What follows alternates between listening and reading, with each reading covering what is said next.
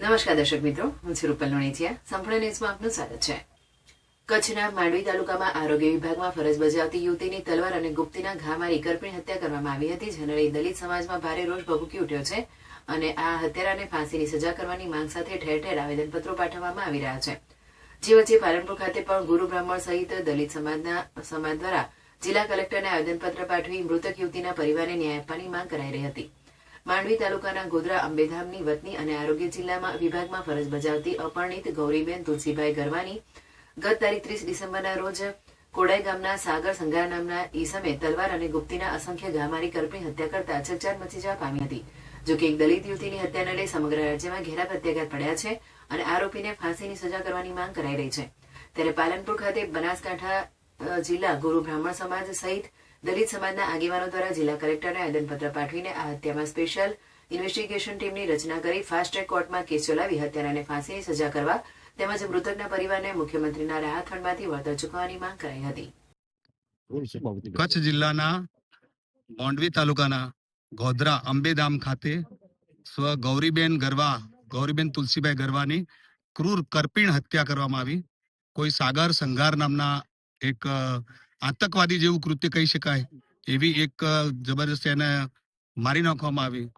એક તરફી પ્રેમમાં એને આવું એક પગલું ભર્યું છે.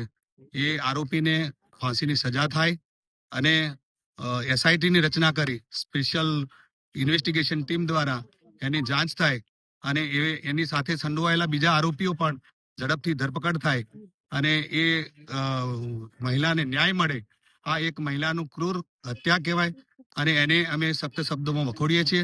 ગુજરાત ગુરુ બ્રાહ્મણ સમાજ બનાસકાંઠા દ્વારા અને વિવિધ સંગઠનો દ્વારા આ આવેદનપત્ર આપવાનું છે કલેક્ટરશ્રીને અને અમે બધા એ હિસાબે મળેલા છીએ. શું નામ છે આપનું? સતીશ કુમાર એમ જોશી.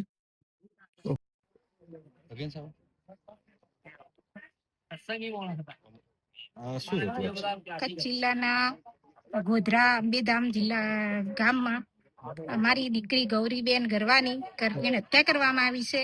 એને હત્યારાની ફાંસીની સજા થાય અને ગૌરીબેનના પરિવારને અને એમના આત્માને શાંતિ મળે અને એમના પરિવારને ન્યાય મળે એવી કડકમાં કડક સજા થાય એવી અમારી માંગ છે. આજે કચ્છ ભુજ જિલ્લાના માંડવી તાલુકાના ગોધરા અંબેધામ ખાતે ગૌરી તુલસીબેન ગરવા નામની ગુરુ બ્રાહ્મણ સમાજની દીકરીની કરપીણ હત્યા સવારના સમયે કરવામાં આવી છે. એ કરપીણ હત્યા કરનાર નરાધમોને ફાંસીની સજા આપવામાં આવે અને આવું કૃત્ય કર્યું છે જે બનાસકાંઠા જિલ્લા ગુરુ બ્રાહ્મણ સમાજ અને તમામ સમાજના આગેવાનો બધા જ મળીને કલેક્ટર સાહેબને આવેદનપત્ર આપીએ છીએ અને આ દીકરીના પરિવારને ન્યાય મળે અને આવું અધમ કૃત્ય કરનાર આ હત્યારાને ફાંસીની સજા આપવામાં આવે. કડકમાં કડક તપાસ થાય. પોલીસે કાર્યવાહી કરીને એની ધરપકડ પણ કરી છે, પણ અમારું કહેવું છે કે એને ફાંસીની સજા આપવામાં આવે અને ગુજરાતમાં આવું કૃત્ય કરનાર લોકોને એક સબક મળે એ દિશામાં પગલાં ભરવામાં આવે. સરકારે જે કંઈ કાર્યવાહી કરી છે એની સામે વધારેમાં વધારે કડક કાર્યવાહી થાય અને એક સ્પેશિયલ તપાસ સમિતિ નિમીને પણ એની પૂર્ણ તપાસ કરવામાં આવે, એના પરિવારને ન્યાય મળે અને સરકારી સહાય પણ મળે એના પરિવારને.